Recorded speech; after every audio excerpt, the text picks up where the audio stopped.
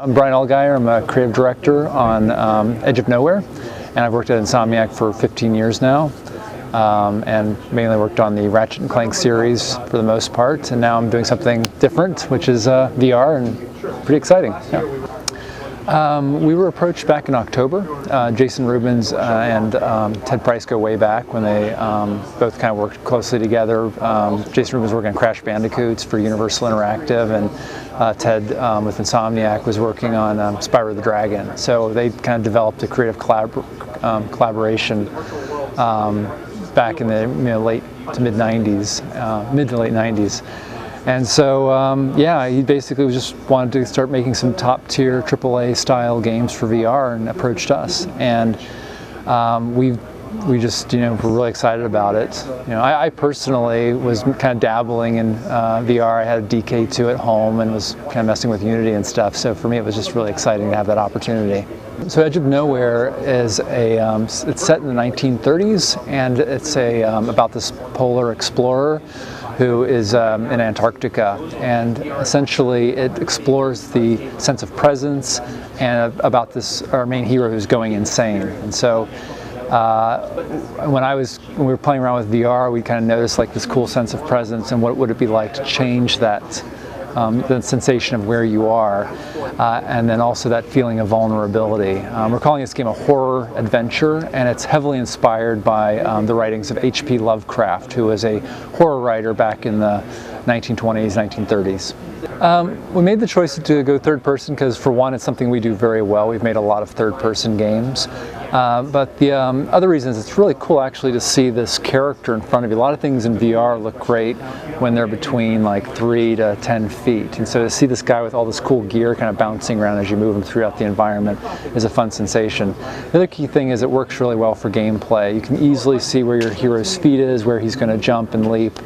And then there's also a comfort factor. That's something that we paid a lot of attention to, is having a reference point on screen helps you kind of get your bearings on where you are as you move through the world. Yeah, we've been saying it's a descent into madness, and so as the hero's name is Victor Howard, and he's on this journey to find a lost expedition team, and so he's venturing into the wilderness searching for them, and along the way parts of his memory, parts of his past kind of come into play, and so it becomes hard to discern between what is real and what's not. So the big focus of this particular demo was on traversal and getting the mood and the tone right. This is something that we do early on to kind of establish kind of what our vertical slice of how the game feels. So there's actually a lot more to come in terms of how we're going to layer in different other features. But in terms of running and jumping, there's a really cool sensation of being able to leap across the gap and look straight down and see like ice crumbling below you. You really get that sense of vertigo that you wouldn't get in a standard style game.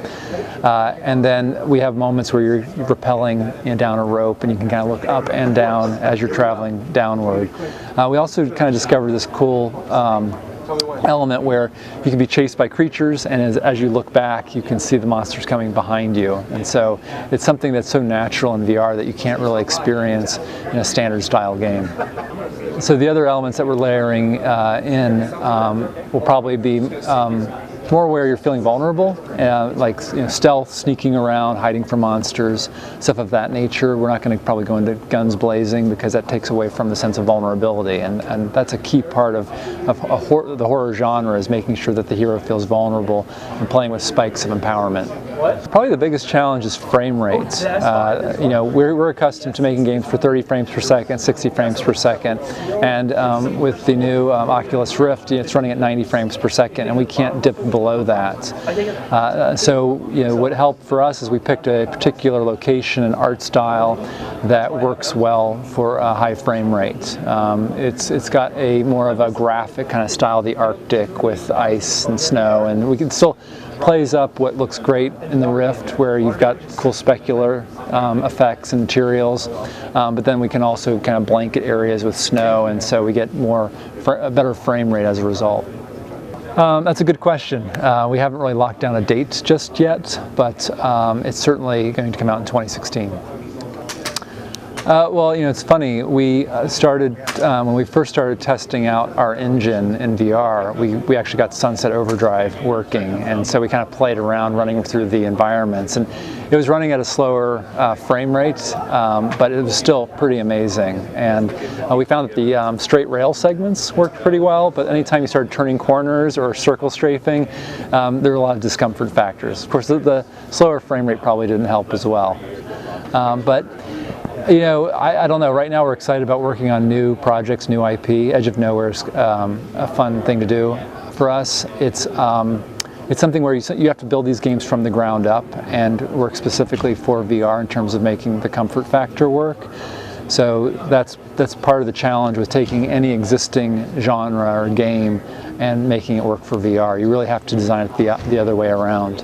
I think VR is going to be just huge for the industry, the gaming industry in general. I think people are going to look back at the time where we hold these clunky controllers in our hands and think how archaic it was. You had to move your head with your thumb, and you had to grab something by pressing a button. It's just going to feel really strange to the future generations.